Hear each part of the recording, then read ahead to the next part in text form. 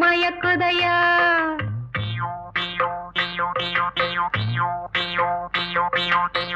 பச்சரிசி சோறு உப்பு கருவாடு சின்னமனோரு வாய்க்கா சேலு கண்ட மீன் குருத்தான முளக்கீர வாடாத சிறுகீர நினைக்கையிலே எனக்கு இப்போ எச்சி ஊறுது அள்ளி தின்ன ஆசை வந்து என்ன மீறுது நித்த நித்த நெல்லிச்சோறு நெய் மணக்கும் கத்திரிக்கா நேத்து வச்ச மீன் குழம்பு என்ன இழுக்குதையா